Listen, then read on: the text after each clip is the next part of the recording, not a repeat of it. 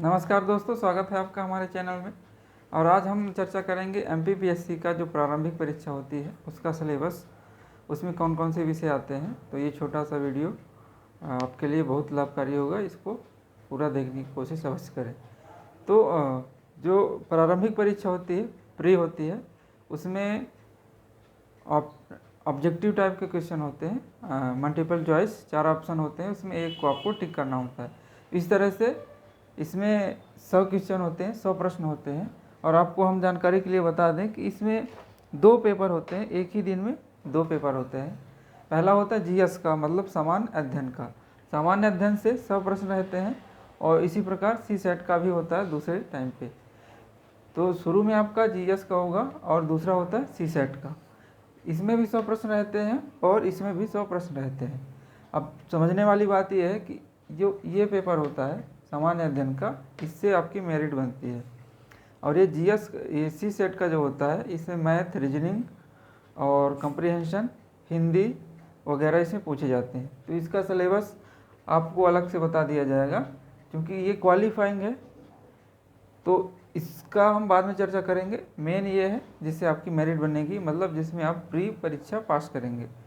तो इसको हम देखना शुरू करते हैं। जैसे मैंने बताया 100 नंबर 100 क्वेश्चन आते हैं, और प्रत्येक क्वेश्चन जो होता है 2 अंकों का होता है। मतलब आपको क्वेश्चन से याद रखें तो 100 क्वेश्चन होते हैं, और मार्क्स याद रखें तो 200 का मार्क्स का ये होता है। अब इसमें क्या होता है, ये जो आपका पेपर पूरा होता है, पहला पेपर जिससे आपकी मेरिट बनती है, हम आपको बता दें, पहला पेपर होता है जीएस का, जो उससे मेरिट बनती है। उसमें 10 यूनिट में डिवाइड किया गया पूरे पेपर को। तो आप समझ लीजिए 10 यूनिट, तो 100 प्रश्न हैं, इनको 100 प्रश्नों को 10-10 यूनिट में डिवाइड कर लिया गया है। तो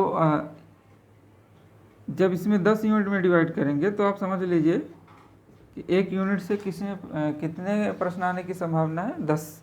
तो मोटा मोटा हम अंदाज़ा लगा के चलते हैं। और अभी तक का जो ट्रेंड है, अगर आप पिछले ईयर के क्वेश्चन को उठा के देखेंगे, क्वेश्चन पेपर को, तो वहाँ से आप स्पष्ट पाएंगे कि हर एक यूनिट से लगभग 10 प्रश्न आते हैं। किसी में 11, किसी में 12, किसी में 8, 9, मतलब एवरेज की बात करें तो 10 क्वेश्चन आते हैं। अब इसका जो पहला यूनिट है, पहला यूनिट का जो टॉपिक है वो है हिस्ट्री। अब हिस्ट्री भी 2 तरह की होती है तो एक ही तरह की मेजर। अब उसमें एक हिस्ट्री इंडिया लेवल की पूछी जाएगी, उसमें पूरे इंडिया का कवर रहेगा कवरेज।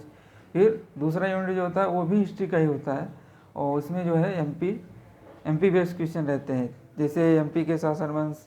और हिस्ट्री में कहना चाहिए कि आपका ऋग्वैदिक काल से लेकर मध्यकाल से आधुनिक स्वतंत्रता संग्राम तक मेजरली क्वेश्चन पूछे जाते हैं। दिल्ली सल्तनत हो गया, तो यहाँ से क्वेश्चन बनते हैं। और सभ्यता और संस्कृति, उस समय की संस्कृतियाँ, विरासत क्या हैं, और मतलब जो भवन, स्थापत्य कला का निर्माण हुआ, किस तरह से हुआ। वीडियो लंबी ना हो, इस बात का हम विशेष ध्यान रखेंगे।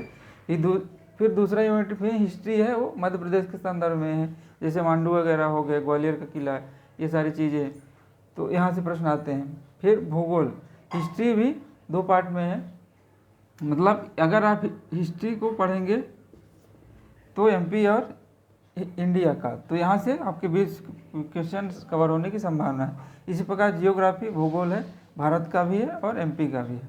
तो भूगोल से भी आपके 20 प्रश्न आने की संभावना बन जाती है। 20 और 20 कितने होंगे, 40, मतलब 4 यूनिट।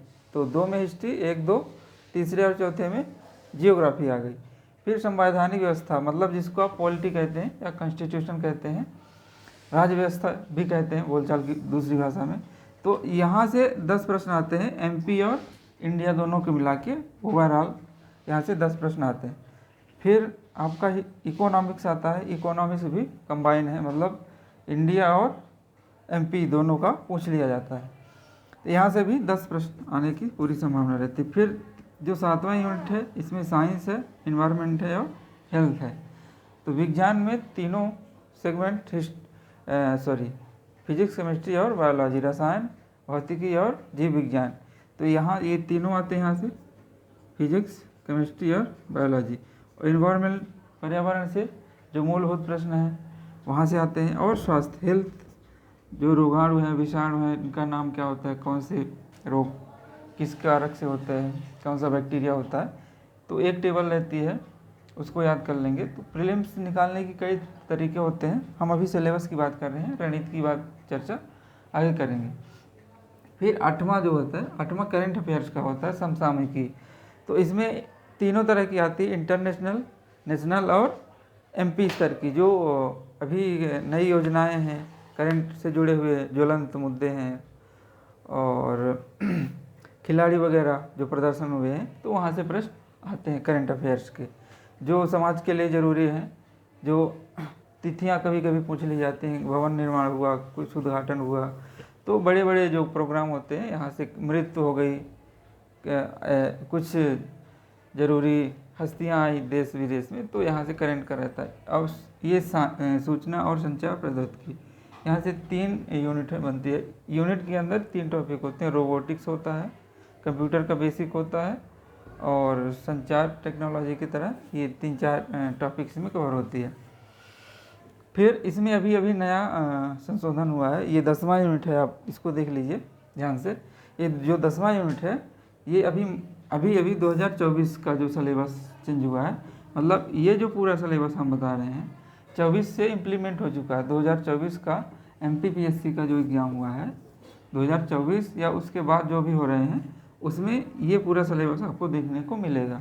तो 10वां यूनिट जो है वो MP की जो जनजातियां हैं, उनके कल्चर्स क्या हैं, उनकी संस्कृति क्या है, साहित्य क्या है, तो इस तरह से ये यहाँ से 10, तो इस तरह से आपके कुल कितने 100 क्वेश्चन बन जाते हैं। अब अगर आप गौर करेंगे इस सब विषय में,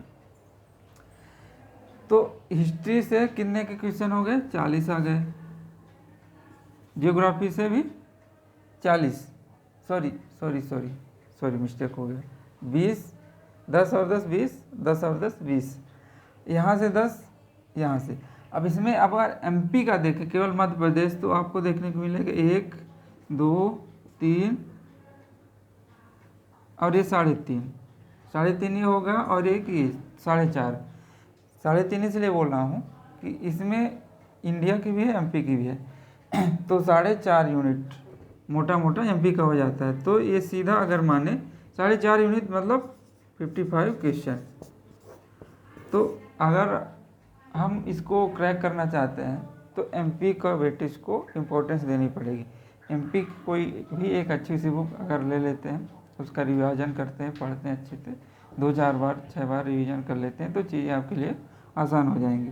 तो आप समझ सकते हैं 45 क्वेश्चन MP से कवर हो जाएंगे। और फिर बाकी करंट अफेयर्स, इन चीज़ों को जो जहाँ पे आपकी वीकनेस है उसको स्ट्रॉन्ग करिए, जो जिसमें आपको अच्छी तरह से कमांड है उसको भी रिवीजन करते रहिए। तो ये रहा ओवरऑल सिलेबस मोटा मोटा। मेंस का सिलेबस हम अलग से डिस्कस करेंगे, उसमें 5-6 पेपर होते हैं, उसका सिलेबस बड़ा होता है, उसके लिए अलग से वीडियो हम बनाने की कोशिश करेंगे। आपके जो भी सुझाव हैं, जो भी आप कमेंट करना चाहते हैं, जो हमें बताना चाहते हैं, जो वीडियो अच्छी लगे तो लाइक कमेंट सब्सक्राइब कर दीजिएगा और बेल आइकन को प्रेस कर दीजिएगा। और इसी तरह से वीडियो के लिए हमारे चैनल से जुड़े रहें। धन्यवाद, मिलते हैं जल्दी।